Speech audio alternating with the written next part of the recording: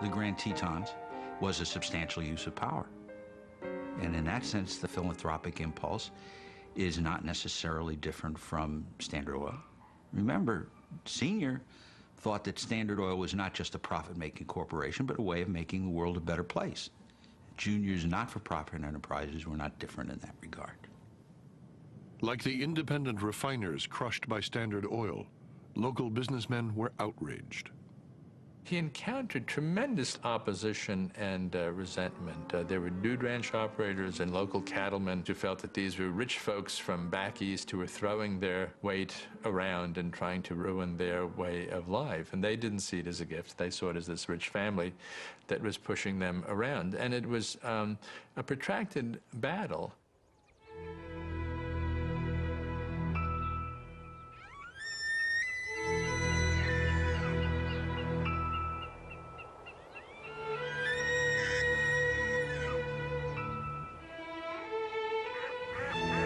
Park is beautiful, but it was developed in the way it was because Junior thought that's the way it ought to be, and he had the money and the contacts to make it happen. For Junior, preservation provided an escape from a modern world, which he found uncomfortable. At Williamsburg, he spent $55 million to restore Virginia's colonial capital to an idealized version of the past. At the Cloisters, a museum on the northern tip of Manhattan, he created a medieval retreat and filled it with ancient treasures.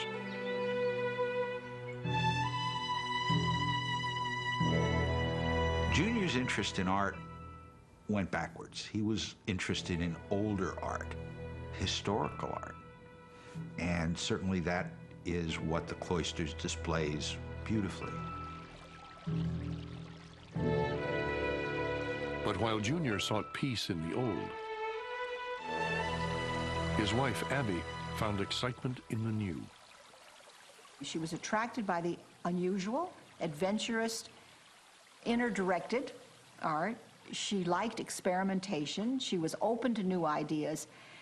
And also, she wanted to understand the art that her children would grow up to understand. In other words, she wanted to be a modern.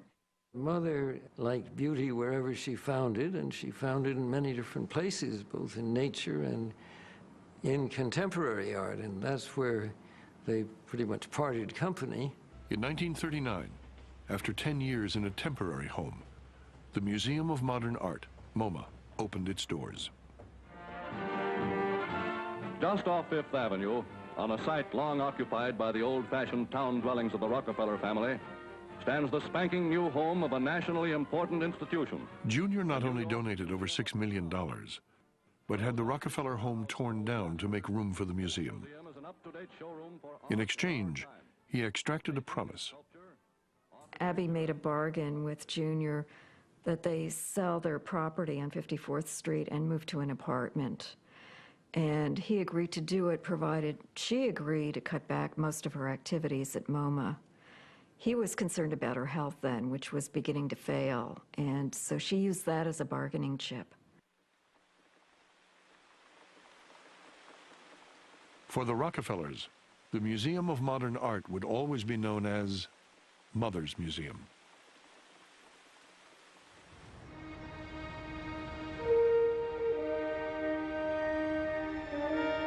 If Mother had a museum, Father had a monument. Rockefeller Center will always be the place that the Rockefellers can point to.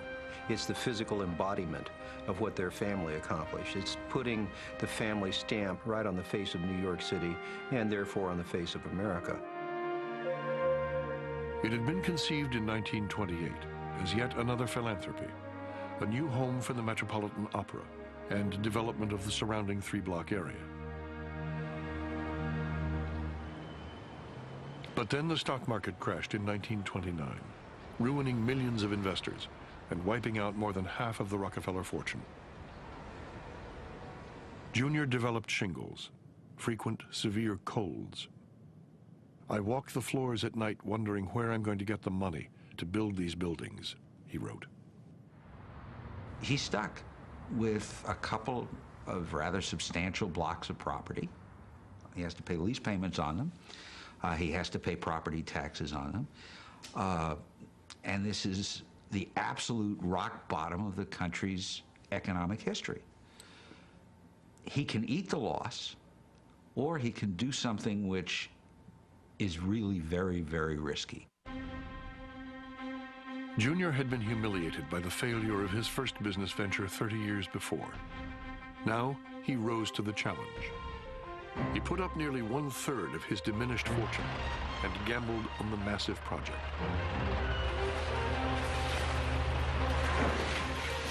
With 13 buildings surrounding a 70-story tower, Rockefeller Center was designed on an epic scale, described as a mixture of brashness and grandeur.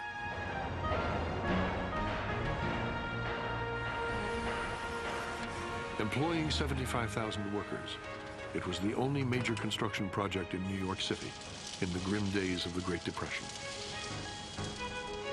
And this is an act of faith in America, and I think Americans were fascinated by the size, the magnitude, and the fact that this man, this family, believed that there was a future for the country, and this great monument was in effect built for that.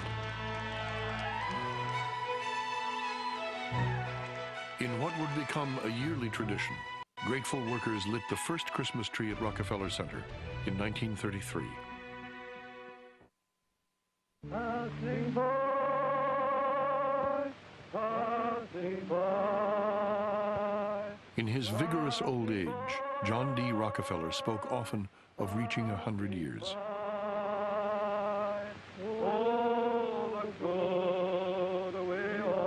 He died on March 23rd, 1937, at his winter home in Ormond Beach, just 2 years short of his goal.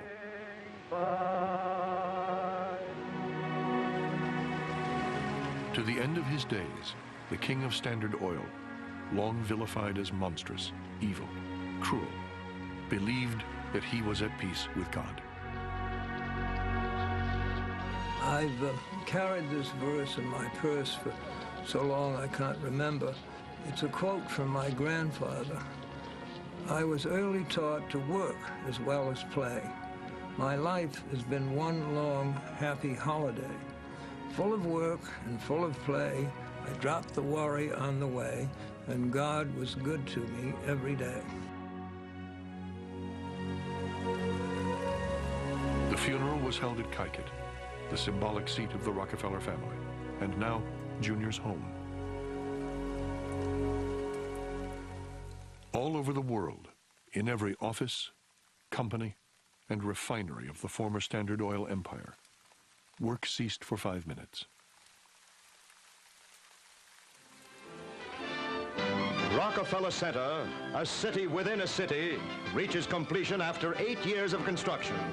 Planned in boom times and built during the Depression, the center juts into the sky above the... In 1939, as he put the last rivet in Rockefeller Center, John D. Rockefeller Jr., now 65, could look back on a life of achievement. No man in America lived up to his ideals more than John D. Rockefeller Jr., said Ida Tarbell, the journalist whose expose of Standard Oil had so tarnished the family name. I know of no father that has given better guidance to his son than has John D. Rockefeller. By spreading his philanthropy as broadly as he did, Junior gave a very large number of people reasons to remember the Rockefellers that had nothing to do with Standard Oil, that had nothing to do with Ida Tarbell, but that had to do with beauty and nature and scientific progress. He succeeded to such an extent that by the time his own children reached adulthood in the 1930s, it was probably very difficult for them to imagine the firestorm of controversy that had surrounded the Rockefeller name only 30 years before. John D. Jr. has created this remarkable family, these 5 boisterous boys, and all of them with great promise, but there is a kind of peril, and he sees it early on, and that is that they can undo with careless gestures, the work it has taken him 30 or 40 years to complete.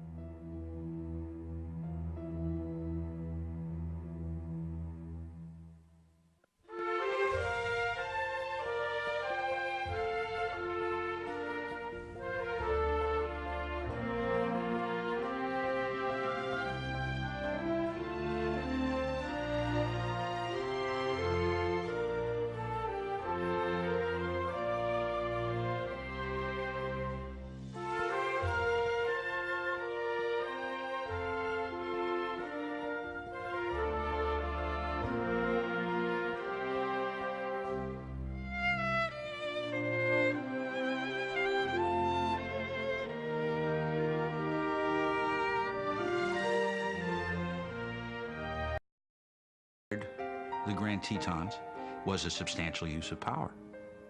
And in that sense, the philanthropic impulse is not necessarily different from Standard Oil. Remember, Sr. thought that Standard Oil was not just a profit-making corporation, but a way of making the world a better place. Junior's not-for-profit enterprises were not different in that regard. Like the independent refiners crushed by Standard Oil, local businessmen were outraged. He encountered tremendous opposition and resentment. There were dude ranch operators and local cattlemen who felt that these were rich folks from back east who were throwing their weight around and trying to ruin their... Preservation provided an escape from a modern world, which he found uncomfortable. At Williamsburg, he spent $55 million to restore Virginia's colonial capital to an idealized version of the past.